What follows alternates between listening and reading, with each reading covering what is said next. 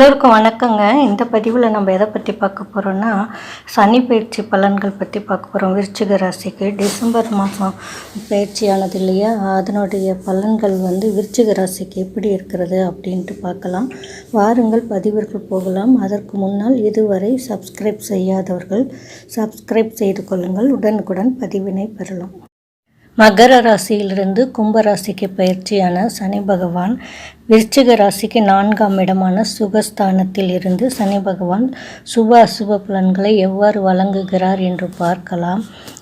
3ஆம் பார்வையாக மேச ராசியான சத்ருஸ்தானத்தையும், 7ஆம் பார்வையாக தொழில் ஸ்தானத்தையும், 10ஆம் பார்வையாக ஜென்ம ஸ்தானத்தையும் பார்வையிடுகிறார் சனி பகவான். சனி பகவானின் பார்வையின் அம்சத்தையும் பொறுத்து பலன்களை கூறுவோம். இது பொதுவான பலன்கள் என்பது எல்லோருக்கும் தெரிந்ததே.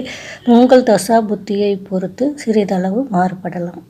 சனி பகவான் தன்னுடைய 3ஆம் பார்வையாக சத்ருஸ்தானத்தை பார்ப்பதனால என்ன ஆகும்னா, நீங்கள் வேலை தொடர்பாக புதிய வேலைக்கு முயற்சி பண்ணிட்டுருப்பீங்க இல்லையா, அதுக்கு எதிர்பார்த்த செய்திகள் உங்களுக்கு கிடைக்கப்பெறும்.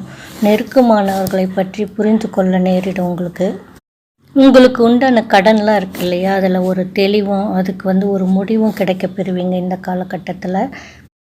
சனி பகவான் தன்னுடைய 7ஆம் பார்வையாக சிம்ம ராசின தொழில் ஸ்தானத்தை பார்க்குறாருங்க. அதனால் என்னென்னா, சமூகத்துல எல்லாம் நீங்கள் பணியெல்லாம் இருக்கவங்களுக்கெல்லாம் மதிப்பு மரியாதையெல்லாம் கூட போதுங்க. உங்களுக்கு ஆன்மீகத்தில் நாட்டம் அதிகமாகும். அதே போல் வெளி வட்டாரத்தில் உங்களுடைய பேச்சுக்கு மதிப்பு அதிகமாக போகுதுங்க. எந்த ஒரு வேலையும் தள்ளி போடாமல் அன்னன்னைக்கே முடிச்சுக்கிறது தான் நல்லதுங்க இந்த காலகட்டத்தில்.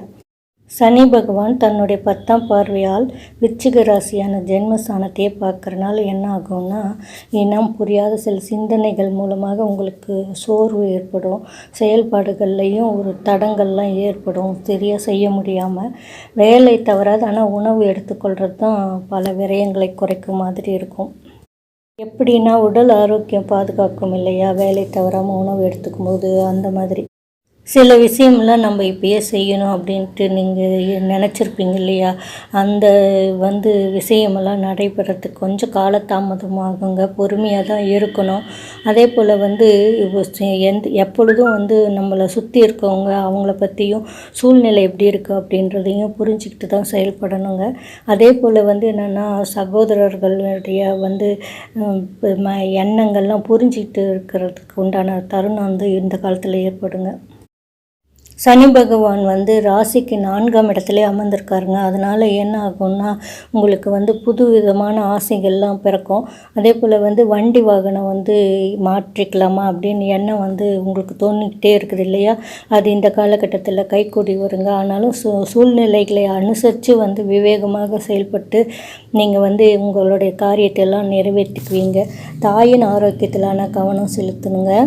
புதிய வீடு மற்றும் மனை வாங்குவது தொடர்பான உங்களோட எண்ணங்கள்லாம் இந்த காலகட்டத்தில் சுலபமாக முடியும். வாகன பயணங்களில் மட்டும் கவனமாக இருக்கணுங்க இந்த காலகட்டத்தில். பொருளாதாரம் அப்படின்னு எடுத்துக்கிட்டிங்கன்னா, குடும்ப வருமானம் ஜாஸ்தி தாங்க ஆகும்.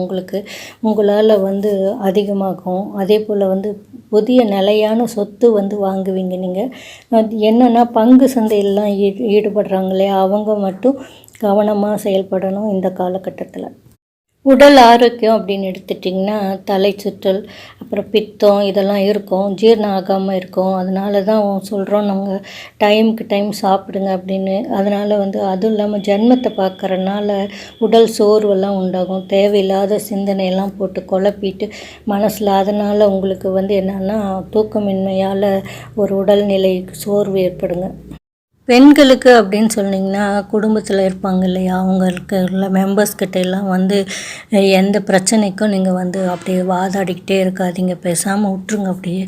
அதனால் உங்களுக்கு நல்லது நடக்கும். அதே போல் நாம் மட்டும் தனியாக இருக்க மாதிரி ஃபீலிங், மற்றவங்களாம் நம்மளுக்கு சப்போர்ட் இல்லை அப்படிங்கிற மாதிரி ஃபீலிங் இருக்கும். கணவன் மனைவிக்குள்ளே கருத்து வேறுபாடு தோன்றினா கூட அது அப்படியே நீங்கிடுங்க. அதே போல் உங்களுக்கு பிள்ளைகளோட அதிக நேரம் செலவிட டைம் இருக்கும். அதனால் என்னென்னா, அவங்கள பற்றி புரிஞ்சுக்குவீங்க நல்லா.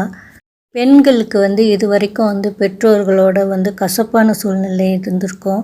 அதெல்லாம் நீங்கி உங்களுக்கு குடும்பத்தில் மகிழ்ச்சியான சூழ்நிலை உண்டாகும்.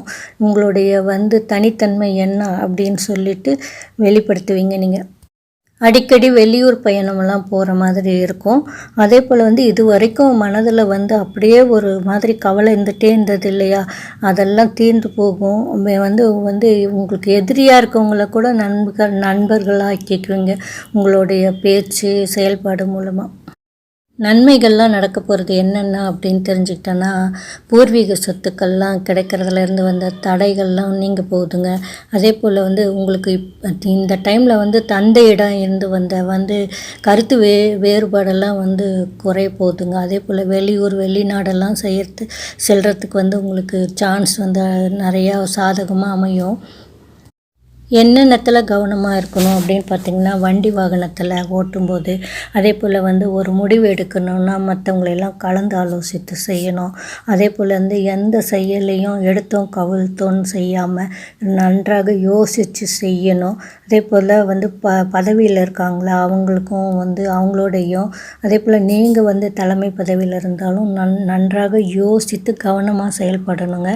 உங்களுக்கு வழிபாடுன்னு எடுத்துக்கிட்டிங்கன்னா, சிவன் வழிபாடு தாங்க எப்பயுமே சிறந்ததாக இருக்கும். அதே போல் வந்து சில பேருக்கு வந்து முருகன் வந்து ரொம்ப பிடித்திருக்கும். அவங்க வந்து திருச்செந்தூருக்கு ஒரு தடவை போயிட்டு வாங்க, உங்களுக்கு ரொம்ப ரொம்ப நல்லாயிருக்கும். உத்தியோகம்லாம் முன்னேற்றமாக இருக்குங்க. சிவபெருமானை வழிபட என்ன கிடைக்கும்னா, வியாபாரத்தில் இருந்து வந்த தடையெல்லாம் நீங்கி உங்களுக்கு அபிவிருத்தி கிடைக்கும். அதனால் வந்து சிவபெருமானை மனசார நினைங்க. ஒரு தடவைனாச்சும் 2-3 தடவை சிவாய நமக அந்த மாதிரி வீட்டில் சொல்லிகிட்டே இருக்க தானாகவே அப்படியே மனசில் பதிஞ்சிடும். நீங்கள் சொல்லிகிட்டே வாங்களேன், பலனை பாருங்களேன். இந்த பதிவு உங்களுக்கு பிடித்திருந்தால் லைக் பண்ணுங்கள், ஷேர் பண்ணுங்கள், கமெண்ட் பண்ணுங்கள். நன்றி, வணக்கம்.